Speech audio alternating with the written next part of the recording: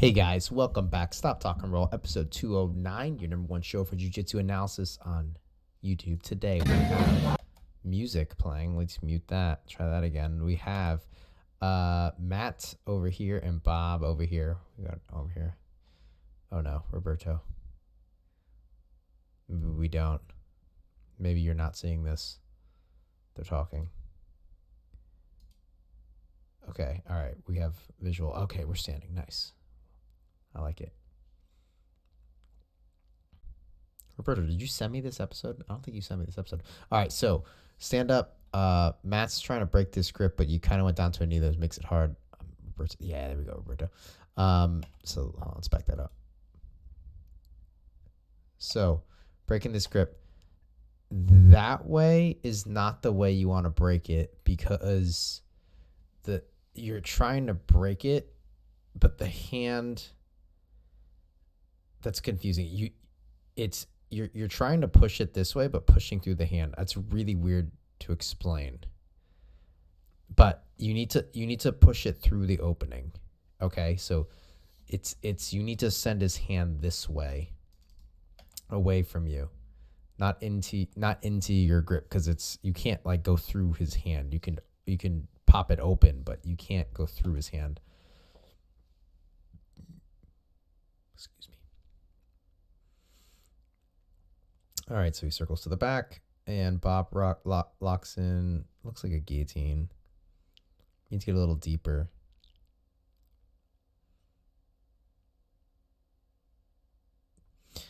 Let's see how this goes.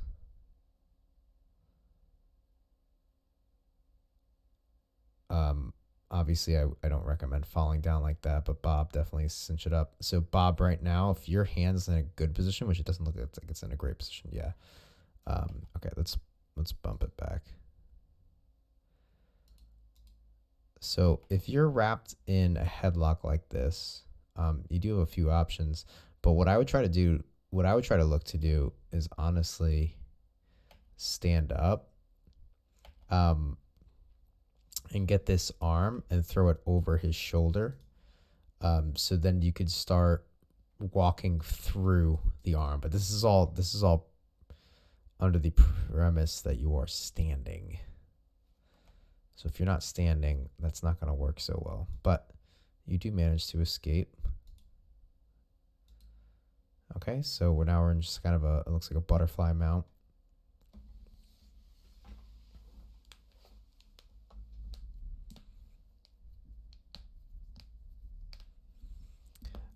I would be looking to, okay. Oh, that's good. Yep. That's good. That's good.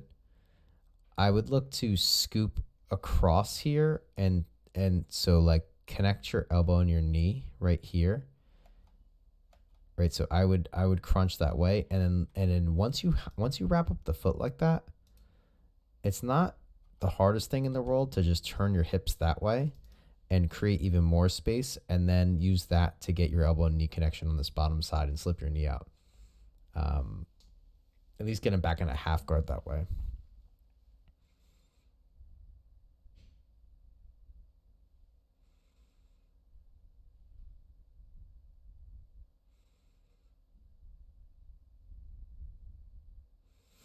Nice, Bob. So this is a concept I talk about, although Bob's a little bit off your back, but when someone's going to make a mistake, like so rolling over like this, Matt, obviously, I'm sure you know it's not a good choice once he takes your back, but let people make mistakes until they aren't, like until they realize and they go to correct it, and then stop them from correcting it. Meaning, if Matt's going to turn, just open up your base and let him turn. If you're on top, if you're in Bob's position, that's fine. Like let him go through this. Right? Like let him turn over. Don't stop him. But then once he tries to correct, latch onto his neck. Okay? Don't let him regain ground. But if someone's going to make a mistake, just let them make the mistake. Don't stop them. Don't fight. Like just okay?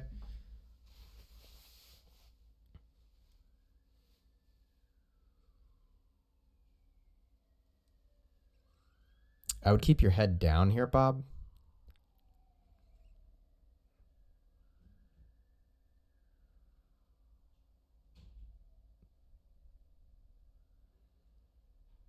Interesting.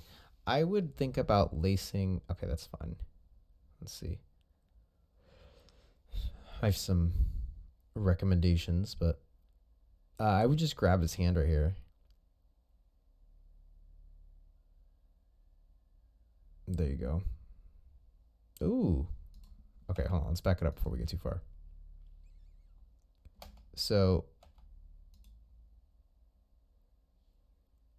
I would keep your head low because this makes it easier for him to try to spin. Another thing I would recommend, instead of trying to grab his arm in this weird Americana-like position, take your left arm here, your left arm, and feed this hand behind his neck right here, in between his neck and his shoulder, and put it through to the floor on his armpit. And you can use that to wrench forward and make him belly down with like a half Nelson. So you kick, and he spins out. Why did that happen? Because he got his elbow out.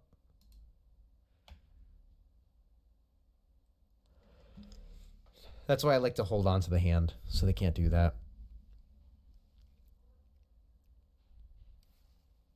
Okay, you have this side hooking, so I would fall to this side. Yeah, there you go. Good.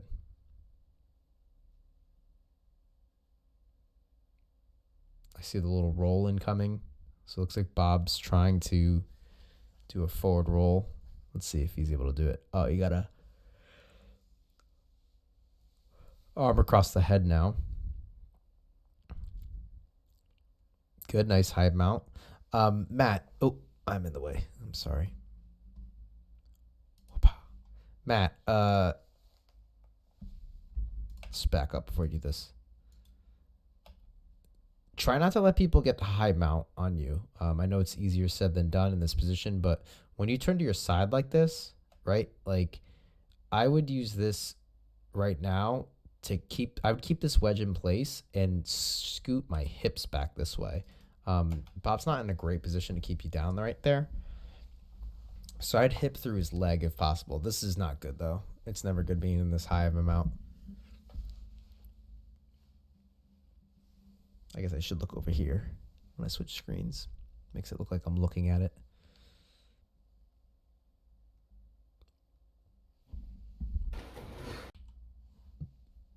Oh.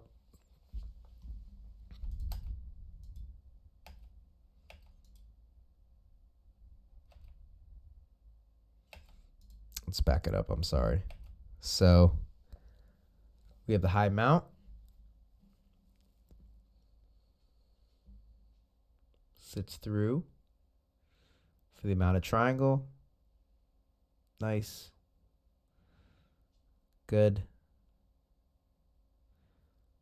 I would look to dive my hand underneath here, Bob, and you had an opportunity, a nice one right there. Like your hand's already down there. And so you want to get perpendicular to his spine. So you create a T. But not the end of the world. And you get the finish. Nice. Is that the end of the round? No.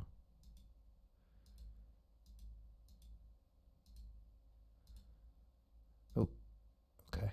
So start standing pass.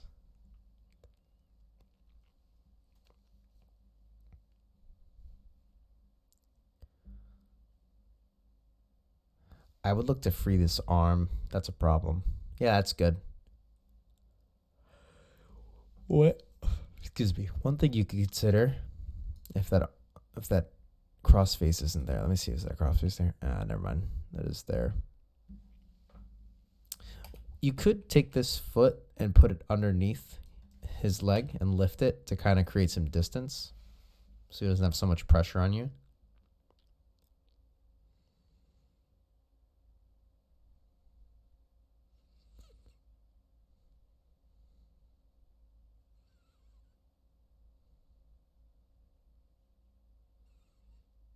High mount again. Matt, this is a reoccurring thing. You definitely got to work on your mount escapes or just defense in general to stop letting people get this high up.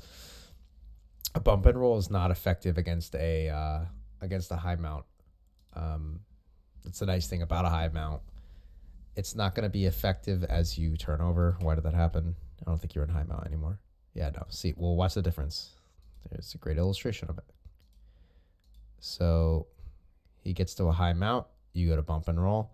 His hips aren't over your hips. So when you go to lift your hips, he's not there to get, like, he's not there. Especially if Bob keeps his head on the mat, there's just nowhere to go. But look, you scooch up. He's connected to you right now. Right? He's hugging you. You bump and roll. You come over. So maybe recognize the differences of like when you should and when you shouldn't bump and roll. That might be an opportunity to do it, is when they're hugging you like that, right? Keeping the pressure on top of you. That'd be a time to turn over. All right, guys. Thank you. As always, please drop a like and subscribe. Ring the notification bell. I get these episodes out every morning, 8 a.m. Eastern Standard Time, Monday through Saturday. And if you want to be on the show, check out the description below. I'd love to get you on here, and have a lovely day.